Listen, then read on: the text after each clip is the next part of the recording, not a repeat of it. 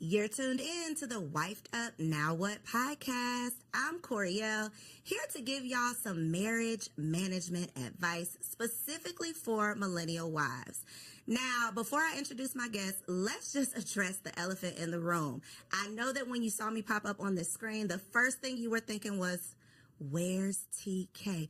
Don't worry, TK is going to be here at the end of the episode, okay? So if you are here for our girl TK, stick around. She'll definitely be here for that wifey keeps it spicy, okay?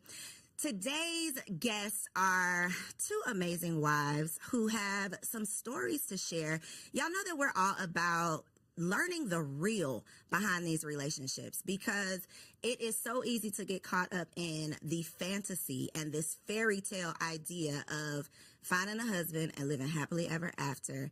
And although you might be happy, the ever after part is probably not going to happen.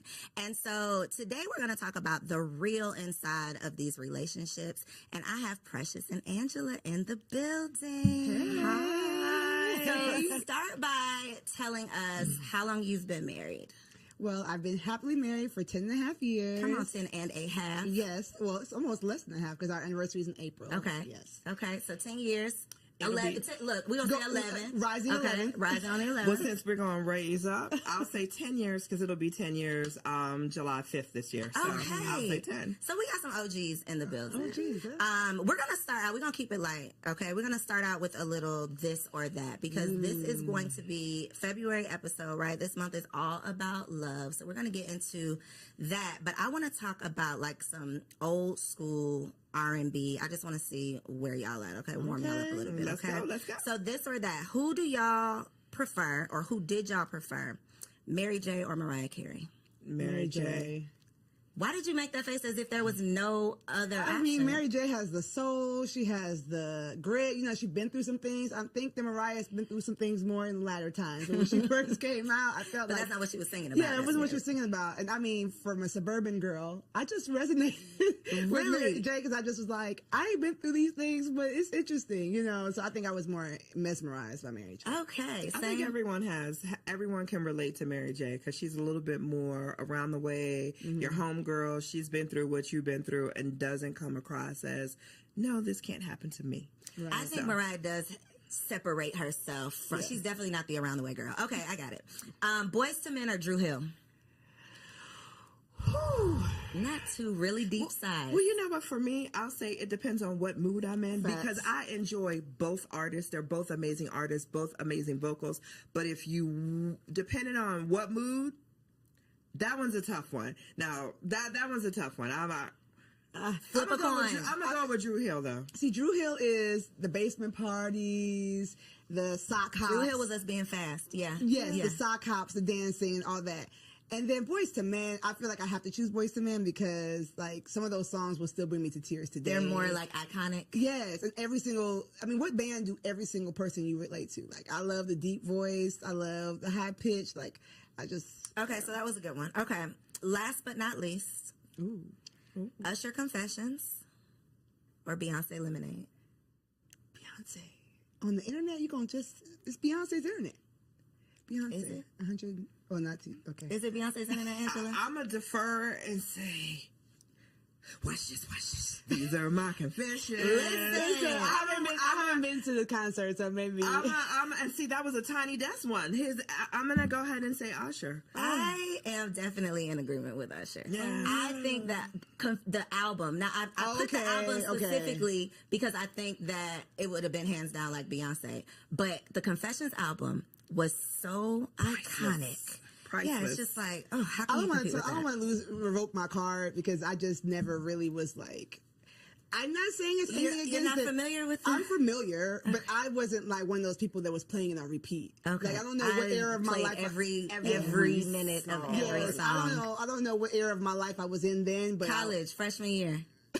Yeah. Look, I know what you was doing. Freshman year of college, no. Okay, it's a no for you. Okay, Beyonce Lemonade. Okay. So just a little fun to warm y'all up. Now we're going to get into some reactions. It's a lot of craziness going on these internet streets, right? But one of the perspectives that we don't often hear is the wife's perspective. We are always talking about relationships with single people, which is cool.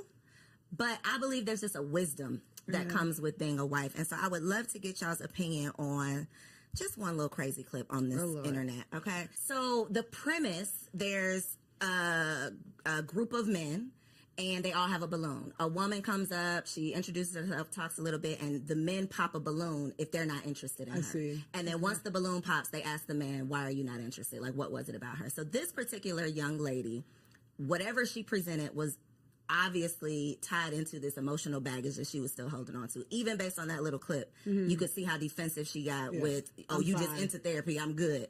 People, we all need therapy. Let's say that. We do. But the part that stood out to me was, I don't care how you look. I can afford you. I got the money. But emotionally, I'm not dealing with that. Right. And I think so many women, so many single women, so many beautiful or successful single women these days think that their beauty or success is enough. But these men are starting to know and realize that they have worth, and they don't want to necessarily waste their time with the liability. So the wives' take on that clip, what do y'all think? You know what's funny? Something stood out to me differently. When he said, I can afford you financially, but not emotionally, I was turned off by that because you don't know, like that to me sounds more like transactional. I do believe that relationships require being willing to grow with someone, being able to have a conversation with someone, being able to tell her, find out more about her than, are you in therapy? Where are you at in your healing journey? Who hurt you might be the better question. And instead of just transaction being like, by the looks of it, I could afford you, but not emotionally, doesn't speak much to what he has to offer emotionally either. It seems like a little bit, I want you in a wrapped up package and ready to go. And I don't believe that sustainable marriages happen when people are, I'm 100%, everything is perfect, and just be able to afford my lifestyle. So that's what rang out to me. But yeah, you're right. We do need to realize that beauty is fleeting, as the good word says, right? So you can't just go with what your hair, nails, and your body. You've got to offer more. For me, that was a little bit different because I just experienced watching two single friends of mine who I introduced dating. The man came back to me and said, I can't do her emotionally. Oh, wow. And I had a very deep conversation with him about what does that mean? So I think, and his answer was from a male perspective, and it was, I can love you, compliment you until I am blue in the face. If you don't believe that, and if you don't believe what I'm sharing with you, there's emotionally, I can't carry the relationship for the both of us. Right. So for me, that statement took me back to that conversation that I recently had. And I think that was a strong statement. That was a real statement, because individuals, regardless if it's the man or the woman, if you're coming to a relationship broken, Right.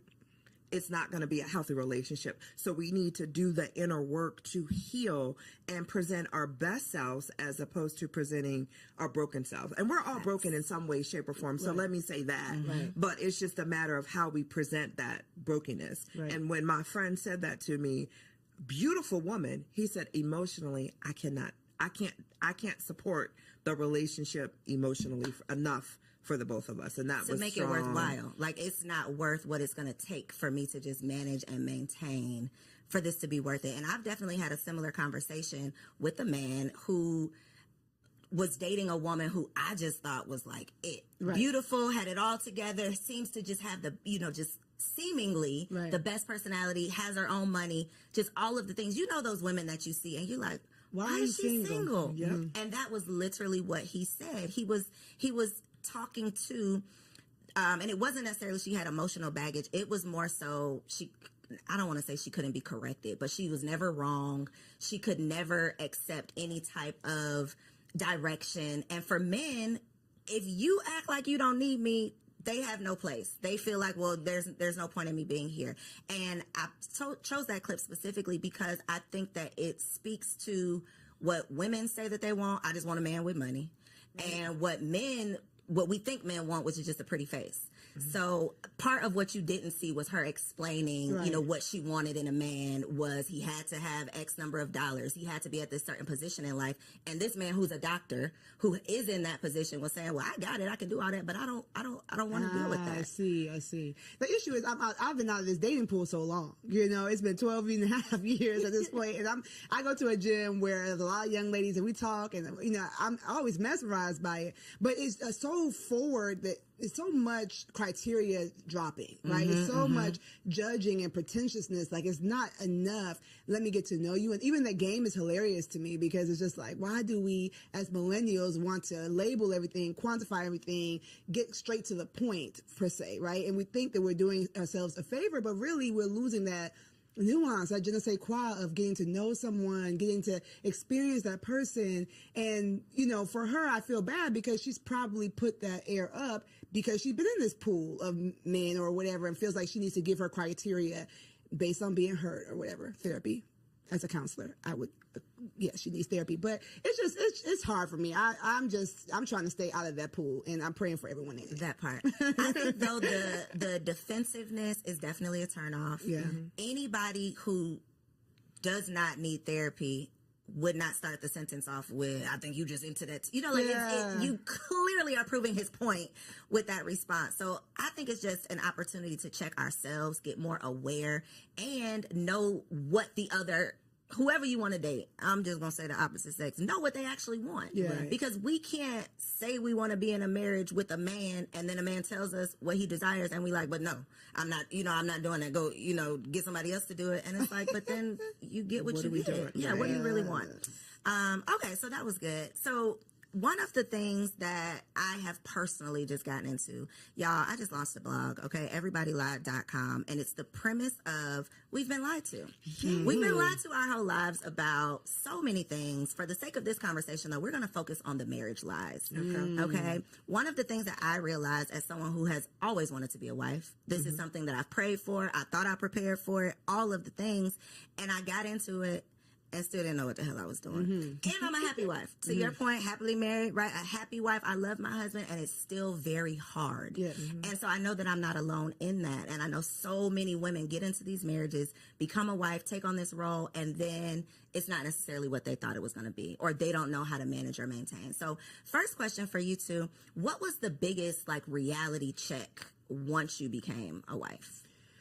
Well, for me, similar. My parents are still married. I did not model my marriage after my parents, however, but I'm from Ghana, West Africa. And so my biggest reality check was that you really make the marriage you want. It doesn't have to come. It's not like I get married and I enter this thing and it's just going to be ready made. Like, no, you've got to make the marriage you want. You've got to create the boundaries you want. You know, a piece of advice that my wonderful mom told me is that don't start nothing you don't want to keep doing. And it is true, like the boundaries. Oh, give an example, Precious. Okay, so when I was young and married, before we had, my husband was a single dad, so I have the bonus family structure. He would wake up really, really early to go to work. And I'm like, I'm going to wake up and make him breakfast. Woo. So, 5 a.m., I woke up every morning and made him breakfast for work and helped him get his lunch together. So we because he's our first child after the first year, baby comes, and I'm like, I'm not getting up to make it. I might put your snacks out the night before. But my mom, when she heard I was doing it, she's like, I don't know if you want to do that for 30 years, and it's basically don't false advertise. So when we changed that system, I had to talk to him and say, I think I was ambitious. I think I was doing a little too much. I was doing too much. I still love you all the same. I'm going to show you love because his love language is acts of service. I'm going to show you love in other ways. Now that I think about that, I need to start going back to some of those things. But you make the marriage you want. And if you're open and do premarital counseling and do all the things about communicating, you have to communicate when that marriage that you built is not looking, the math isn't mathing. It's not looking the way you want. It's not just I walk into marriage and marriage happens to me. You've got That's to good. work. Not starting something that's not sustainable because baby. And And then I'm going to let you answer. But one thing a point that you made that I want the people to take away from this is that was his love language, and you had to have a conversation about why it was shifting, because his natural thought would have been, she don't love me no more. Like the baby came and she now don't care y'all about me. bumping heads, Right. and it was a simple, I'm tired now, I can't keep up with this. But if you don't communicate it, then it turns into, my wife don't want me no more. Exactly. And we know what that can turn into. A lot. So a lot of things that you don't want. So I love that you were able to recognize that and point that out. That's what she kind of took not two, but they're important because they translate from marriage to marriage. Communication is key, and learning your spouse's love language. Like, I didn't know anything about love languages prior to getting married. I love you, you love me. Okay, let's go together. Let's check that box and we go together. We boyfriend, girlfriend.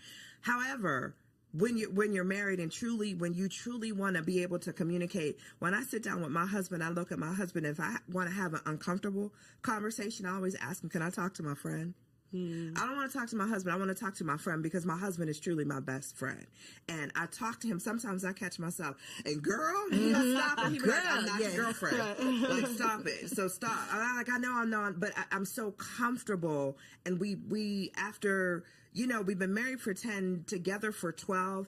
I've been able to figure out how to communicate with him, not to him, but with him. We communicate amongst each other. And I think, in the beginning, because I was single for so long, he's like, why do you talk at me? And when he said that, I had to take a step back and really understand what he meant by that. So now it's like, hey, can I talk to my friend? So listen, I got the situation with my husband, and I'll explain whatever the situation is bothering me. How do you propose we fix it? And then he'll giggle, and he's like, so should I answer as your friend or your husband? So it's just finding relatable ways that's not going to make someone defensive, that's not going to make somebody automatically shut down and not listen, but finding creative ways to communicate. So I'm going to go back to, I love when we first started dating. Like, so let's talk how we talked when we were dating before we got married. And then I had to understand, what is your love language, and incorporate his love language into our communication to keep things easy. So again, it's just that communication and knowing how you want to be treated and how your spouse wants to be treated. And that is, and making your marriage your own to what Precious said. Like, no one has a blueprint, and you want your marriage. You want to enjoy your marriage. You want to be able to say, hey, I love it here. Yep. That should be it. I love it here. Yep. One thing that you said that I think is a big challenge, and it goes back to the clip with the you need therapy, the emotional immaturity, whatever, is I have to say it in a way that he doesn't get defensive. I want to flip that, though, because me and my husband have had some conversations, and I'm on the defense immediately. And it's part of me recognizing things you need to, areas you need to grow in, things you need to work on. I am very non-confrontational, so I don't want to have those tough conversations. But baby, in this marriage, it is not what you want to do. It's what needs to be done. And so for a woman who's not willing to mature or grow or evolve or go to therapy or work on herself, marriage is not going to work. It is not going to last. she need to stay single. You have to stay single. I put up on Threads, if you can never be wrong, you should never get married. Like, if That's the point nobody of can marriage. check you, That's the point of marriage. What are honestly. you doing? Like, marriage is your mirror. Marriage is motherhood too, if we're going to get to that. But marriage and motherhood are your mirror. Okay, alliteration. You're going to see yourself in the way you never saw yourself while single. Like, if you see and it's yourself going to be uncomfortable. it's going to be so uncomfortable. If you see yourself in your own eyes all the time, then, I would say get some really deep relationships, even with the opposite sex, even with with the only gender, before you get married. Get people in your life that are going to challenge you. Iron sharpens iron, right? They are going to challenge you and show you where you're fleeting. I know nowadays roommates aren't popular. Like I said, this is a new thing for me, but I am a proponent of maybe having a roommate. It depends on your age. Somebody that's just going to show you, like, you do this and it's weird. Like, stop doing that. And if the first person who has a hard conversation like that is your husband, then he's going to be the enemy. Yep. Then it's you and it's not me, because nobody else has ever told me this. Exactly. But you've never allowed anybody that close to you. And you need therapy before you get married. Okay, I know they say premarital counseling, but you need your own session so that you can work through your stuff before you bring that baggage into a marriage. How has your communication had to change within your marriage?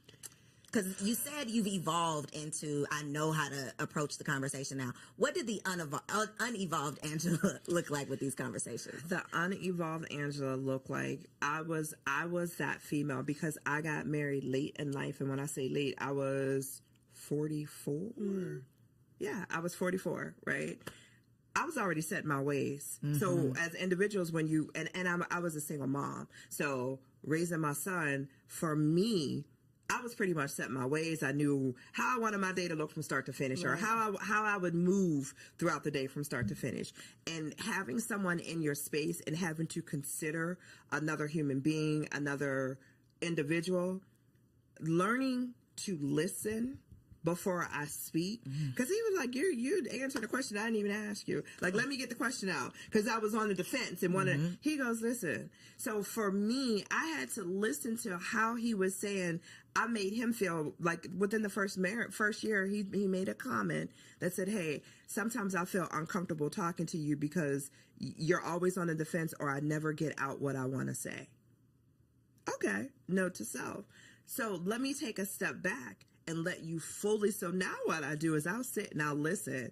I'll wait. I'm like, are you finished? And it's not that I'm listening to respond. I'm truly listening to hear what he's saying, to have the best response, knowing at the end of the day, it's me and you.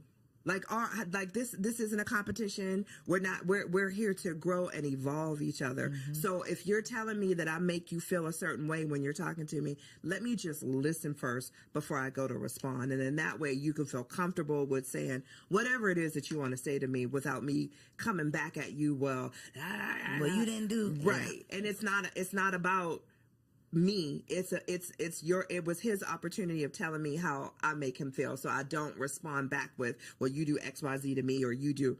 It's about you. If this is your moment. So you need me to change these 3 things, I got you. No problem. Partner, I got you. What about you, Precious? I'm really thinking hard about this question. My husband's the easiest part about being married. Honestly, like the guy, his enemies don't like me. Right? They love him and don't like me. I'm like, wait, I didn't do nothing to you. Like, he just is the easiest part about being married. So our communication's always kind of been like, what's up? Very chill. I think the nonverbal communication is something that I've had to work on more. What's that look like? Your face talking for you? Face, maybe just like, my love language is physical touch, which is not a lot of women's love language. So if I'm irritated, I'm like, you don't really gotta touch me like that right now, right? But so working on that, and then also we talked about evolution, right? So Cole knows this. I lost 75 pounds before I got married, and I've gone through weight loss after having all of my kids and all that kind of stuff. Yes. So having 3 kids, having a weight loss journey, and now I help moms do the same thing, but I've had to learn my body. So my nonverbal communication has changed, right? The things that I like have changed. So I've had to communicate with him physically different, and he had to learn me more so differently as I have gotten older. Now I feel like I have the body I wanted when I was 20 something, you know what I'm saying, in my 30s. So our physical communication has changed and evolved, and he's thankfully saw me on my journey when we met. And so he likes me heavy. He likes me slim thick. And so it works, but we had to kind of figure out like, oh, okay, you can do that now. Okay. Like, okay. So our physical communication, has had to evolve. Okay. Reading between those lines. Exactly. I want to talk about those times you want to kill him though. Okay. Because 2 o'clock. Look, 3 o'clock now. I really love my husband down. And there are, love his dirty draws. But there are days when it's like, I'm going to kill this nigga. Yeah. Can I do this for the rest of eternity? Right. I have honestly had those thoughts. And I'm sure he has as well. I think it's just kind of what comes along with it. But that is not the expectation with the happily ever after that we're signing up for. Right. So in those moments when he is your best friend, he's the easiest part of marriage, but it ain't easy. What do you say to yourself in those moments? What is your outlet? How do you calm yourself down? What do you tell yourself to put yourself in check? Like, what do you do in those moments? Yeah, so I said my husband's the easiest part of marriage because his personality, like just who he is like, wow, I don't think my personality can match with anybody else on the planet, right? But marriage is more than just you and that person. Marriage is you and that person, their child, if you have a blended family, or their parents, the way they relate to their families. With however toxic their families are, that's something you need to evaluate before you get married. Like, all those things matter. And so, the days where I'm just like, I don't like how you handled that, or stick up for yourself, or go for more, or, you're so talented in this, I want you to, where you're like wanting to coach your own spouse and you have to let them be their own person. I have to really decide that, like, am I? Personal development and becoming a better you is always going to make a better we. And so I think that a lot of times, especially wives, we have that vision. We can see where we can go. And sometimes our husbands are like, I want to watch football. Like, or I don't need to do good. Yeah, I'm good. Like, we're good right here, or whatever. And even if you have a super ambitious husband, some of the things that we see vision for, they don't see it. And so I say to myself, I say to my clients, like, focus on you. Focus on go to the gym, get a hobby, cope with your friends. Some of the things that we are getting frustrated with our husbands are because our friends are supposed to hold that role, not our husband. And so I've had to learn. A word right there. Listen, like, sometimes you're just putting too much weight on that relationship and it cannot stand the weight. And so spiritually, I tap in with God, like, maybe, Lord, am I using him as an idol? I need to spend more time with you. Physically, I'm trying to be up all under him and I need to go find a friend. I might be having some anxiety. Let me go get a workout in. Let me go walk in, like, build me up physically, spiritually, emotionally, so that it takes off some of that pressure off the relationship. That's good. Yeah. Ooh, I like that one. When I get to the place where I just, what my husband, I honestly, I take a step back and I say, is it really detrimental to the marriage? If it's not, I let it go. And it's funny, our arguments, 10 years, our arguments are so minute when I listen to other marriages and we talk about, like, issues or problems. Our issues are so small, and I feel like I'm so blessed because of that, because we talk all the time and we communicate about things all the time. But when I get to the point where I just want to choke him, I take a step back and I'm like, is it really that deep?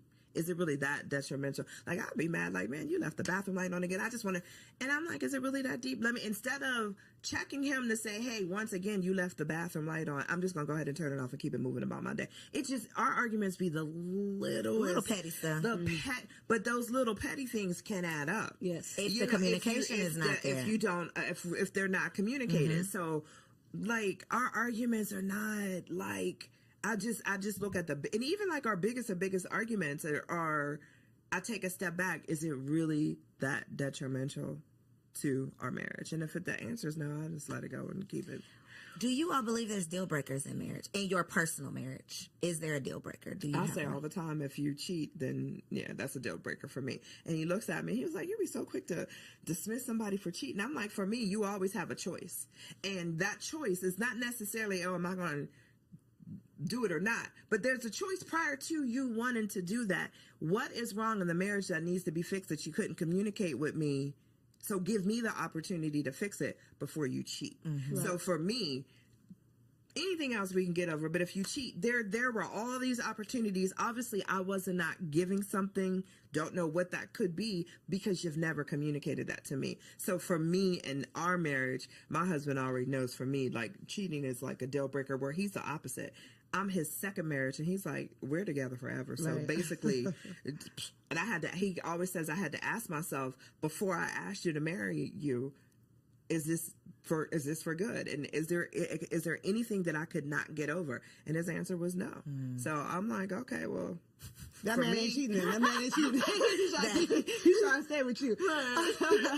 I would say there is no immediate deal breaker in my marriage. Okay. So that means nothing is, you can't talk about, at least have a conversation about. Right. So immediate deal breaker mean I don't care what you say. It's over for me. I mean, maybe if he put his hands on me, I can't see myself. Maybe if he put his hands on you, because if he put his hands on me, I just can't see him turn. Like, that to me seems silly to say. You know what I'm Like, saying? there's no chance this Yeah, it was like when we were dating, I used to say, if it was a burning fire and me, your mom, and your daughter were in the room, who would you get first? He's like, I'm not answering that. That's silly. I'm gonna find a way for all of y'all to live. Yeah, it's not happening. Why are we all in this house in this fire, right? So that to me is like, when would he become, just randomly after all this time become that kind of person? So yes, I would not be with someone who would put their hands on me, but I don't have a immediate deal breaker.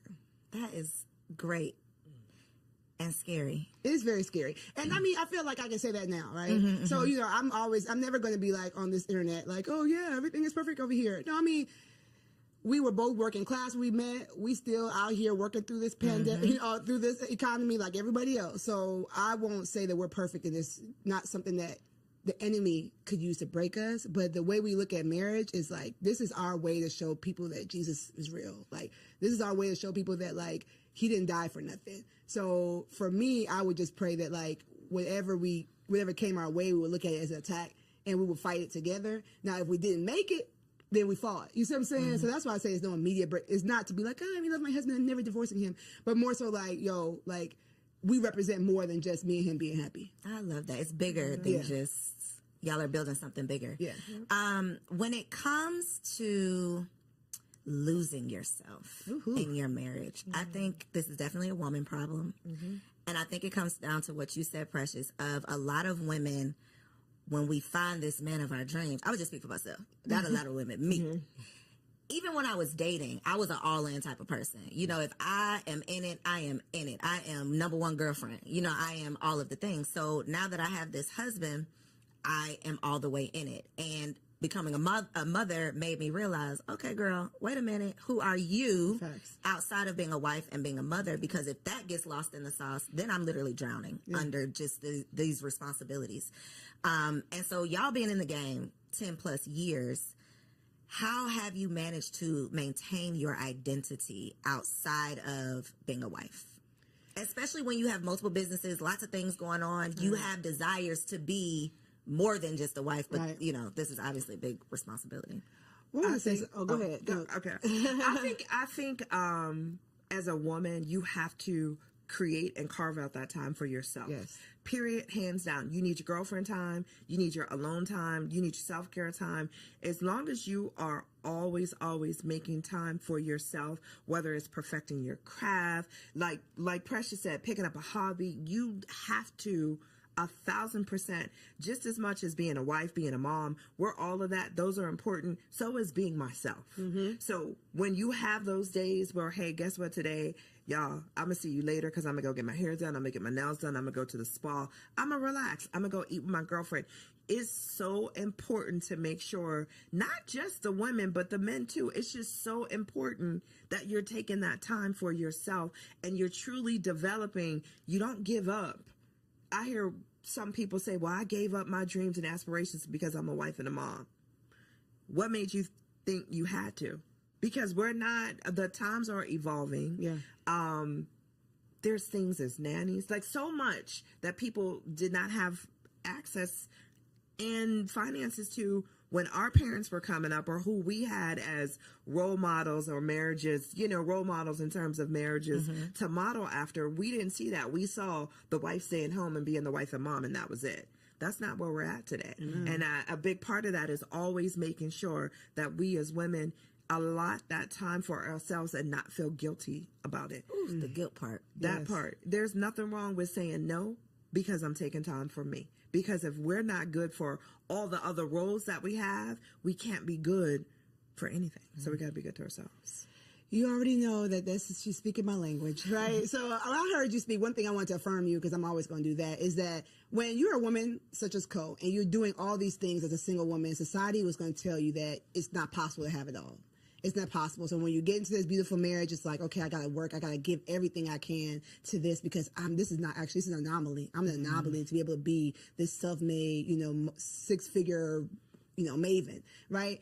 And so that's a lie. Right? Everybody lies. See, that's a lie. That's a lie. You can have it all. You might not have it all at the same time, and you might not be the one to do it all, but you can.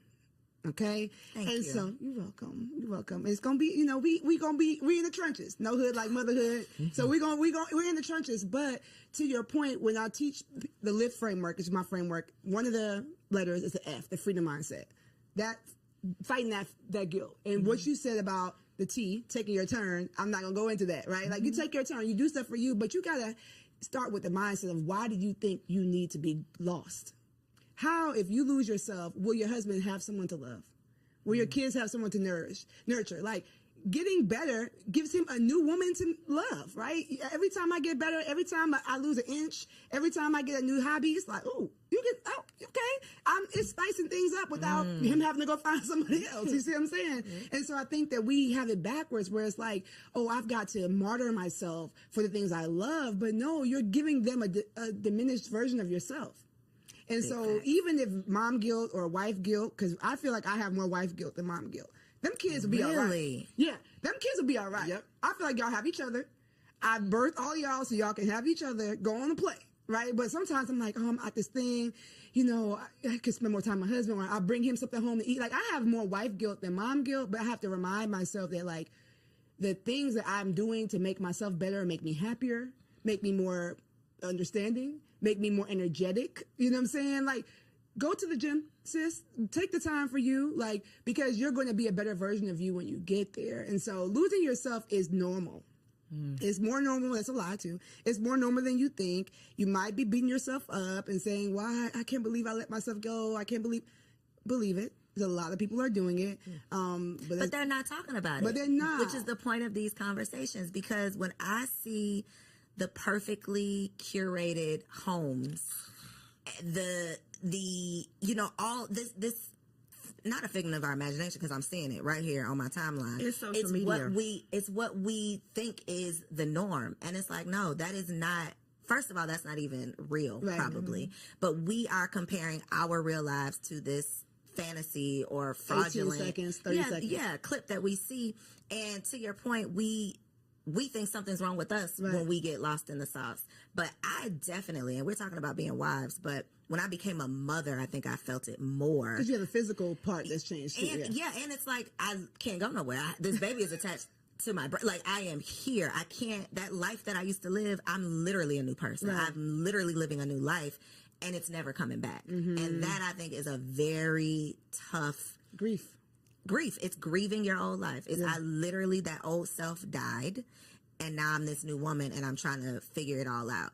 And so conversations like this are so important so that we can normalize the struggle. Like, this, it's not happily ever after. It can be happy, but ever after to me means forever and ever and ever. You're just gonna be happy, and that's not the case. Exactly. I think to Precious's point, she made a statement earlier in regards to when you become a new mom, your friend circle is going to change. Yeah. You want to surround yourself around individuals who are walking the same path you are. You're a new mom, and I'm not saying you're a new mom today, but as a new mom, you're not hanging with the girls that always want to go to the club, because that's not you anymore. So as you develop as a woman, and as we evolve as women, our circles change. Our circle of influence change. I wouldn't ask a single girlfriend who knows nothing about being a parent to watch my child for me. But guess what? I'm gonna have a whole nother set of girlfriends who are parents, who understand the struggles of being a mom and being a parent and having someone attached to you, or always having to be mindful of another individual. So we just need to, instead of not having the conversations, and I'm so thankful that you have this platform for individuals, for women to know, it's all a lie. Like, you evolve and grow, and as you grow, your circle's going to grow, and as a woman, we're going to grow, and that's the evolution part of that. Yeah, but even to that point, I feel like some of those single friends are just real important too. Those are the TTs, right? I think the village has evolved. It's not going to always be the grandmas, because some of these new grandmas, these grandmas is out in the these streets. new grandmas are out in the streets, right? So I agree with her saying, like, get those sisters that can, you know, that's why I created my brand. That's why I created what I do, because we need to have a tribe, right? But then don't forget about some of the people who might not be in the same zone, because they're going to be the ones to take the kids to do the fun things you don't feel like doing. So what about friends for your marriage? Because that is another, like, revelation. I done had so many revelations. That is one of them, of like, it takes a village to raise a kid, but I think it takes a village to have a healthy, happy marriage as well. True. Absolutely. Especially in terms of not necessarily like leaving your single friends in the dust, but I do believe there is a value and a benefit to having other married couple friends. Absolutely. Because when you come across some of this craziness, I gotta have somebody who I can relate to. True. So what has been the value, or have y'all seen any value or benefit of having those like marriage friends, or do you? Absolutely. We always joke, if I like the wife and he likes the husband, we go together. Like, that's it. Like, once you find that, that is gold. And then, unfortunately, we've had some times where he loves the husband. Like, I'm like, sorry, y'all got to break up. Y'all got to break up because I'm not coming. I'm not coming. I can't do it. Thankfully, I'm an extrovert, so I'll bear with them once a quarter. But it ain't finna be no Once in a regular. while, Yeah, it's not gonna be. So yes, I find it very important. We're members of a church. We were in ministry for a long time, so a lot of that was ready made for us. So you had a built-in. We had a built-in community now when we changed churches, and it was like hard. We were like in the first place, like, well, you got to make new friends at this age.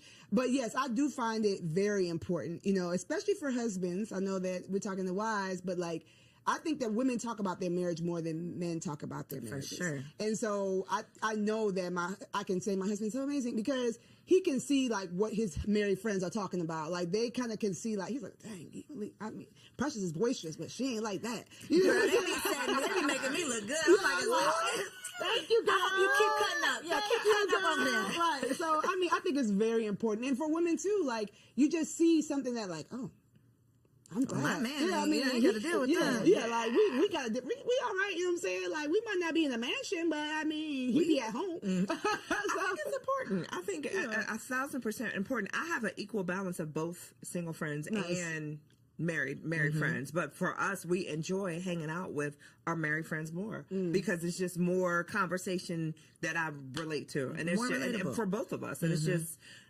super important because I think healthy marriages feed healthy marriages, and you also want to have a safe spot where if there's an issue within your marriage and you're looking for advice from other married couples, then it's good, not necessarily advice. Let's say that, because I always tell people be cautious of who you take advice from. But just solidarity. Just hearing that you're not the only couple that has gone through, or will go through what it is that you're going through. So okay. You like Put a it's not pin on in my that. notes. Yeah. Because I subscribe, and I think a lot of us subscribe to keep people out your business, right? Disagree.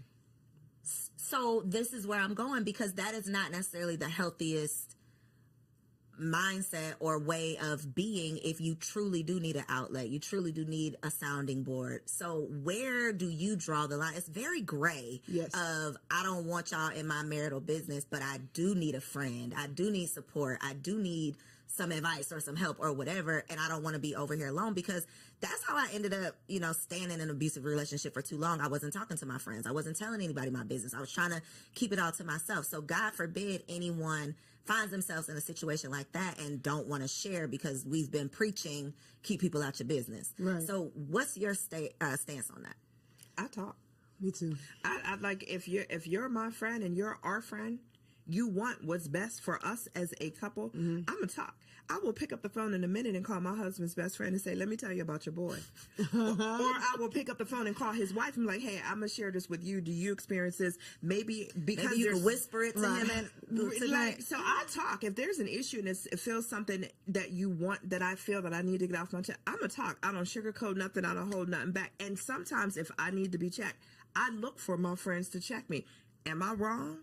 Or tell me and that's how, and I have a girlfriend that I go to, and anytime I start the conversation, okay, I need you. Am I wrong? She's like, hold on, let me get my coffee. But so you want those friends where you want to know that you're talking in a safe space, and you're talking and you're going to get great feedback back. So but I don't listen, hey, no one's perfect. What about family though? No. Is it only friends? Except for my sister. My best friend my sister's my best friend. So, but even with her, some things I feel like if it's going to change the level of advice she gives me in the future, I don't tell her. Explain that. So it's sometimes there's something that you might be going through that's a recurring thing, right? And you feel like if I say this recurring thing to this person, it might shift the way they advise me moving forward. So I need somebody who's really clearly, like, me and her are 13 months apart. Like, my drawers are dirty, she's like, girl, but that's, it's just a stain. You know what I'm saying? Right. So she'll tell me I'm wrong, don't get me wrong, but some things it's like, okay, I'm I don't need to I'm hear done that with right this now. recurring thing Yeah. that you know. So I think for me, I do talk. As you can see, I do talk, but we've already used wisdom in the circle. Like it's only, but he knows the 3 people I'm told. It's not gonna be this random friend I met at work and it's like we're best Now friends. she in your business. Yeah, no, it's Right. like he knows, and then he gonna know if that guy, her husband texts him. It's like, oh dang, she didn't told. What's the call? Like, Hold on. yeah, right? Like, and the same thing. I'd be like, I don't know what's going on the phone upstairs, but they're talking longer than normal. Are you okay? You know, to my friends. So it's just like, you can't come stay here, so let's talk because what's going on with 'Cause y'all y'all? have to work that out. Yeah, y'all gotta work that out. So we have a standard on the people that we trust, and then I have working and continue to work on that. I speak of him the way I would want him to hear me speak of him. So if I'm telling somebody something, if I haven't talked to him about it yet, I want, if he overheard me, it wouldn't be like, dang, like, so you just calling me low down and no good. Like, you know, like I I respect my husband when he's there, when he's not. And I don't speak to people who are going to be like, yeah. That, you know, like speak negatively of him too. If somebody has that type of vibe towards marriage, like, because you know, these husbands don't. You are not the person. You are not the outlet. I person can't. I'm And talking I can be to. super close to that person, right? But if their view of marriage or based on where their marriage is, they're ready for you to like, yes, like finally, especially like I told y'all, my husband's liked by everybody. Yes, finally he done did something. Because you know, all these husbands don't do. No, don't be all these because then now I'm defensive. I came to you to complain about him, but now I'm like, but wait, No, but wait a minute.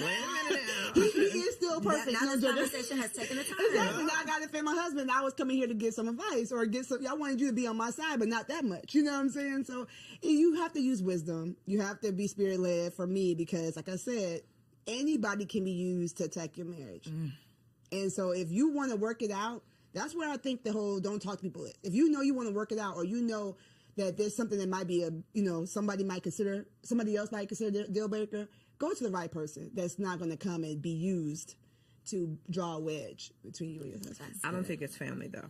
To your question in regards to family, and I say that because I'm very careful on what I let my family know about the marriage, because I would not ever want someone to look at my husband differently because I gave you too much on a day that I was super emotional and I said, and you know, I would. So with the family, I'm very cautious on what I choose to tell or what I don't choose to tell.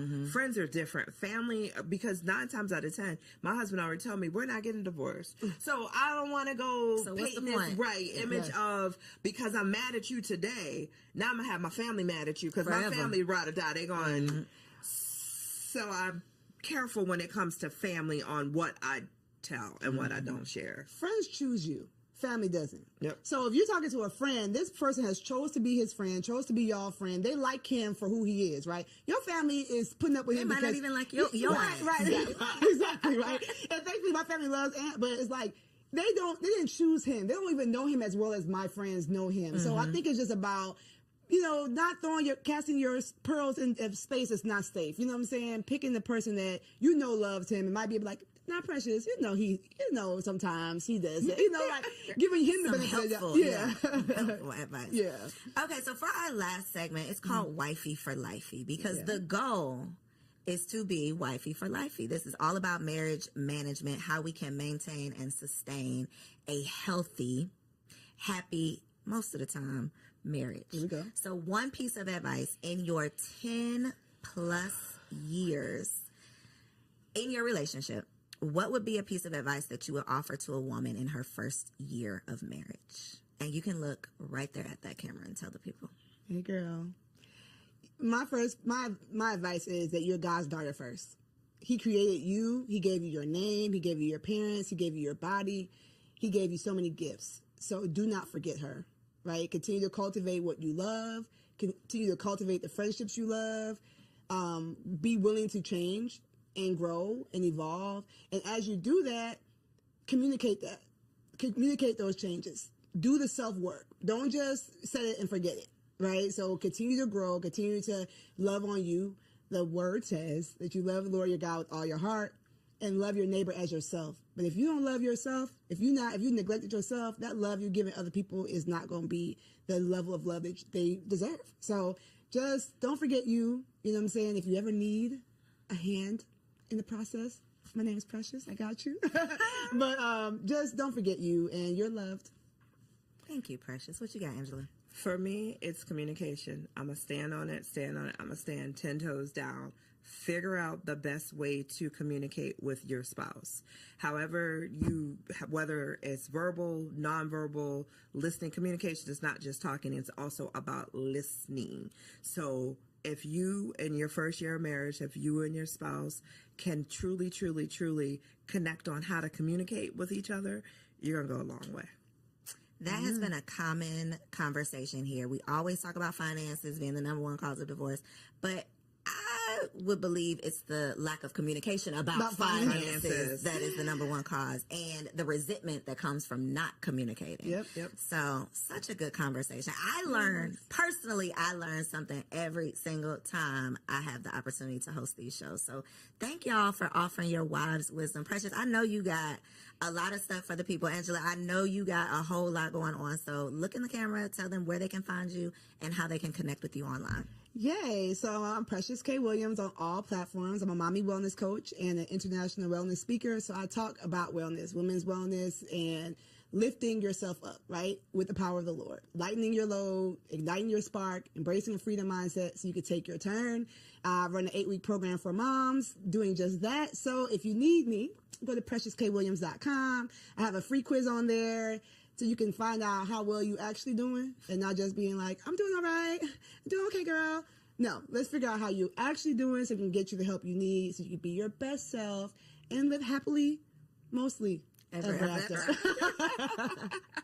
And I'm Angela McCoy. You can find me. Well, I'm the president and CEO of Full Circle Consulting Group. We do public relations, we do marketing, we do artist management and events. So if you ever need a fantastic event, we got you. Yeah, you're an artist. You need management. We got you. Public relations. We got you. And if your company needs help with marketing, we got you covered there. You can find us at fullcircleconsultinggroup.com and Full Circle Consulting Group on IG. Two bossed up baddies that are still out here living healthy, happy wife life. Okay. So I hope y'all enjoyed the first part of today's episode. We are about to get into Wifey Keeps It Spicy. TK is the next face that you'll see. Catch you on the next episode. Hello, beautiful ladies. Welcome back to another Wifey Keep It Spicy segment with your girl, Takesha. I'm super excited to be back. Yes, with another banger, of course. This is the month of love, February. That's why I got on my red, keeping it sexy. But Valentine's Day is right around the corner as well. And so, of course, I had to give y'all some gems, some jewels, some tips, the tea on how to keep it spicy. Listen, this week is for the big girls. Okay. What do I mean? Because I'm about to challenge y'all to something all month long. Okay. I'm not just about to drop some gems for y'all to be able to enjoy one day. No, baby, we are about to have thriving sex lives and intimacy with our spouses forever. Okay. So we're going to lay down some foundational work, right? I want to challenge y'all as your sister, as your auntie, as your friend. Okay. Am I auntie? But as your friend, I want to challenge you to two things. Okay. I need you to ask yourself if you are ready for the challenge. Why am I challenging you? Because I have done these things. I have experience in these things, and they have absolutely elevated my intimacy with my man. Okay. So if you want to elevate your intimacy, if you want to keep it spicy, I dare you to accept this challenge. Number one, I challenge you to step up in your femininity, specifically in the way that you dress in your house. Okay. A lot of us need to go ahead and fold up the leggings, the oversized t-shirts, the hoodies, the sweatpants. Fold it up, sis. Let's fold it up. And we're going to wear our little house dresses around the house. Okay. We're going to wear elevated loungewear around the house. Okay. We're going to wear those Ross and TJ Maxx summer dresses in the home. We're going to get oiled up. We're going to look cute. Why does this matter? Why am I challenging you to this? It's because when you feel feminine and you feel soft and you are taking care of yourself, you will be more prepared to be able to be intimate later on at night. A lot of us are complaining about being tired and being drained and being overworked. And we just feel like we're in this masculine energy. Well, here's a small tip to step into that feminine energy so that you can be all you need to be when it is time to do what we need to do. Wear those dresses around the house all month long. Step into your feminine essence, right? I just want to put this caveat out there though. Be prepared for your man to want it all the time, and be prepared for you to want it. Okay. Because when you walk past that mirror and you see your silhouette and you see how good you look, you see how you jiggling and wiggling and smooth in that dress, you are going to feel confident. It's going to boost your self-esteem, and it helps you thrive in your femininity, which is absolutely attached to your intimacy. The second part of this challenge, and this is for the big girls. Are y'all ready? I want to give every single last one of y'all some homework. We are going to set our man down. We are going to set our husbands down. And this is exactly what we are going to ask. We're going to ask how we can be a better wife. We are going to ask for them to share with us all the areas that we could work on. We are going to ask for every aspect of our lives. How am I as a mother? How am I intimately? What is the things that you want from me? Talk to me, Big Daddy, right? And I know a lot of y'all like, girl, he the one that need to be elevating. He's the one that needs to be asking me these questions. But I just want to challenge y'all to take the lead.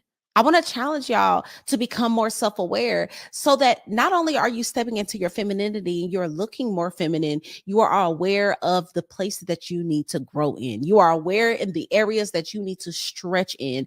And therefore, overall, just allowing a space for a phenomenal place of intimacy to thrive. A lot of us think we're doing excellent and we just might not be. And that is okay. It is better to have your feelings hurt a little bit and become fully self-aware than to operate in full delusion and just be suffering. We don't want that. We're not building up a culture of women who think it's all about them. So this month we are challenging ourselves to be big girls. We're challenging ourselves not only to know how to be fire in the bedroom, throw it back, do all these tricks, but we're going to be phenomenal women. And so this is what's going to set up for the long-lasting, mind-blowing sex that we all want. So that is my advice. That's my tips for this month. I want y'all to comment down below, not this month, but this week. I want y'all to comment down below if you are accepting the challenge. Will you wear dresses all month long? Will you kind of get a little sexy and elevate that loungewear? And are you going to set your man down to really find out what's tea? Let me know in the comments.